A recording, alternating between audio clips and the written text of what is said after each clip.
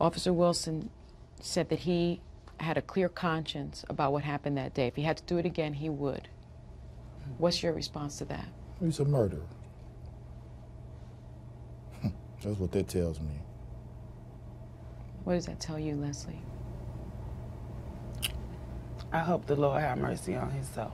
All right, folks, joining us now, Reverend Jesse Lee Peterson is back once again, president and founder of the Brotherhood Organization of a New Destiny and host of the syndicated radio show, the Jesse Lee Peterson Show. Hello, Reverend. Good to talk to you again. What do you make of of the tour? They're continuing the tour here with and again, you grieve for the parents of Michael Brown, but what does it accomplish calling the officer who's been exonerated under the law a murderer?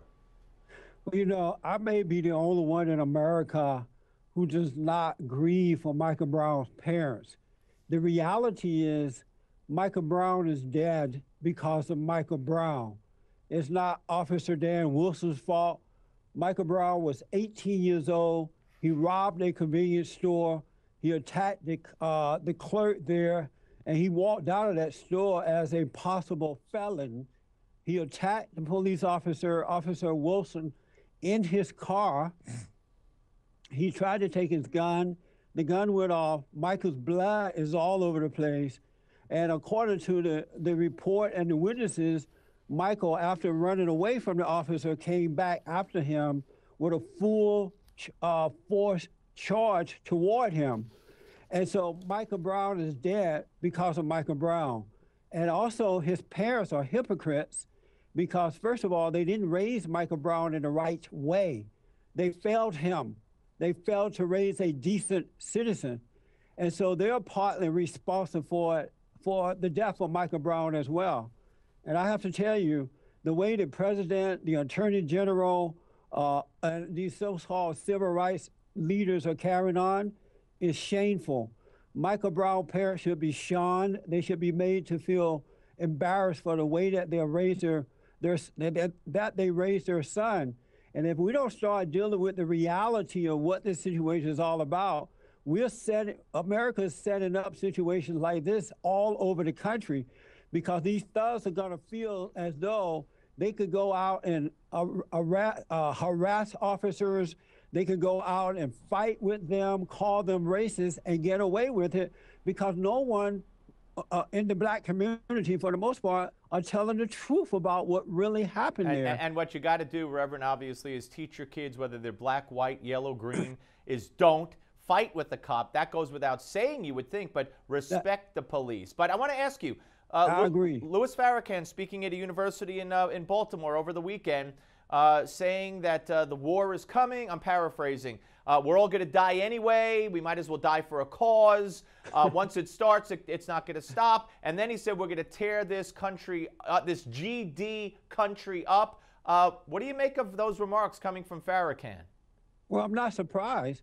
For many, many years now, Louis Farrakhan has been preaching or teaching hatred between the races. He called white Americans the blue-eyed devil. He called the Jews blood-sucking Jews. He blamed them for the situation in the black community. So this is what these people want. They are using the Michael Brown situation. They have used black people in this manner for years. They have kept them angry by making them believe that white Americans are against them so that they could just create chaos between the races. And then they come back in pretending that they're trying to save the black community from the white man or white officers. This is what they want. And it's unfortunate that most black Americans cannot see that they are being used by their so-called civil rights leaders, which are nothing but race hustlers who are out there to gain power and wealth for themselves. Reverend, I want to get one more in. With all due respect, I don't want to cut you up, but we're almost out of time. The president had ordered a review of policing in August, and the panel reportedly has come back with some recommendations, including a task force to study "quote unquote" 21st century policing. To me, that probably means wind up with letting the criminals have the upper hand. The inmates are running the insane asylum. That's exactly what it means.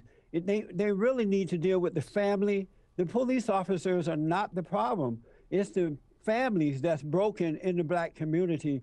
And if Barack Obama truly cared about black Americans, he would deal with the family, get men and women to get married in the black community and raise their children in the right way to go. But they do not want peace, and that's why he's doing this. It's not to make things better, but to gain power for himself. Reverend, always great to talk to you, sir. Thank you very much. I look forward to the next time.